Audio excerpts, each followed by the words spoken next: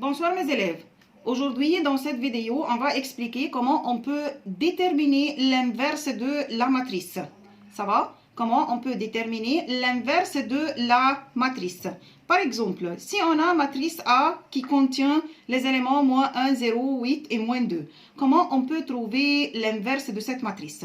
Premièrement, avant de commencer, vous devez savoir que dans cette leçon, on va déterminer l'inverse de la matrice. Pas n'importe quelle matrice, la matrice doit être matrice carrée de dimension 2 fois 2. Pas n'importe quelle matrice. Ça va? Matrice carrée de dimension 2 fois 2. Comment on peut déterminer l'inverse de la matrice? On doit suivre bien sûr des étapes. Étape numéro 1, on va calculer la valeur du déterminant de cette matrice. Comment? Vous savez très bien comment on peut déterminer la valeur du déterminant. Voilà, le déterminant de la matrice A égale déterminant, hein, pas matrice, déterminant moins 1, 0, 8 et moins 2. Comment on peut trouver la valeur de cet déterminant?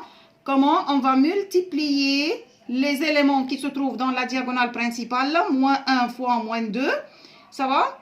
Et aussi on va multiplier les éléments de l'autre diagonale, 0 fois 8, et le signe qui va relier entre les deux parties, c'est le signe moins. Alors, moins 1 fois moins 2 est égal à 2. Moins 0 fois 8 est égal à 0. Alors, la valeur de cet déterminant est égale à 2. Ça va? Puisque le déterminant de cette matrice, déterminant qui s'appelle ici delta, puisque le delta n'égale pas à 0, ici, alors la matrice A un inverse. Ça, c'est la condition pour la matrice, pour qu'on peut trouver l'inverse de n'importe quelle matrice.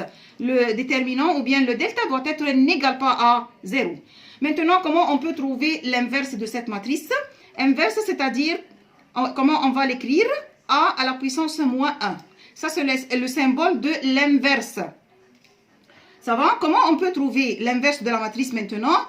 L'inverse de la matrice, on va utiliser quelle formule? La formule suivante. Voilà, 1 sur delta fois l'inverse de la matrice. Comment on peut chercher l'inverse? Regardez dans la matrice principale. Comment on peut trouver l'inverse? Regardez, on va prendre la diagonale principale et on va changer la position de chaque élément. On va changer la place de chaque élément dans la matrice diagonale. Ça va? Dans la diagonale principale. Ça va? C'est-à-dire que le moins 2 va être dans la place de moins 1 et le moins 1 va être dans la place de moins 2. Comme ça. Voilà. Ça, c'est dans la diagonale principale. Et dans l'autre diagonale, on va laisser les éléments comme il est, chaque élément dans sa place, mais on va changer le signe de chaque élément. Bien sûr, on ne va pas écrire moins 0, ça va? Mais le 8, au lieu d'être positif, il va être négatif, comme ça. Ça va? Je répète une autre fois. Qu'est-ce qu'on a fait pour trouver l'inverse de la matrice? On a fait deux choses. Premièrement, on va prendre la diagonale principale, on va changer la place de chaque élément. Le moins 2 va être dans la place de moins 1 et le contraire, comme ça. Et l'autre diagonale, on va laisser chaque élément comme il est, mais on va changer le signe de chaque élément. Maintenant, on peut on peut trouver l'inverse de la matrice égale A à la puissance moins 1 égale 1 sur delta. Delta dit est égal à combien? Est égal à 2. Voilà. Fois la matrice résultante, elle est à moins 2, 0, moins 8 et moins 1. Et bien sûr, vous savez comment on peut faire la multiplication entre une fraction ou bien nombre réel fois une matrice.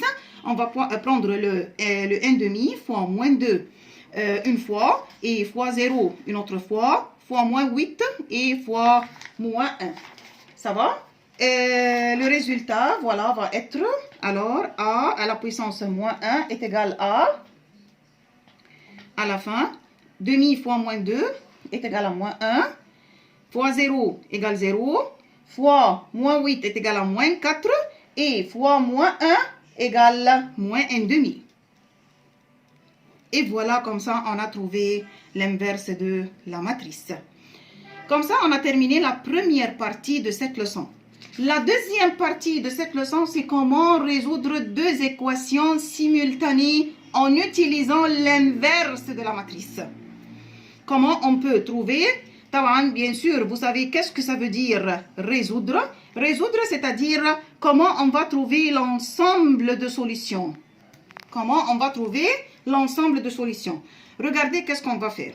Numéro 1, on va mettre les deux équations sous quelle forme? On peut écrire les deux équations sous la forme suivante. Sous quelle forme? Sous la forme de 3 matrices. 3 matrices. Regardez comment. La première matrice, on va l'appeler A. Qu'est-ce qu'on va écrire dans cette matrice? On va écrire les coefficients de X et Y. Les coefficients de X et Y. Et bien sûr, par ordre, s'il vous plaît, première secondaire. Ça va? 3, 2, deuxième ligne 2 et 1. Voilà. Ça va? Ça, c'est la première matrice qui s'appelle A. Deuxième matrice, on va l'appeler X. Deuxième matrice, on va l'appeler X. Qu'est-ce qu'on va écrire dans cette matrice? On va écrire par ordre aussi les variables, les inconnus qui se trouvent dans les deux équations. On a ici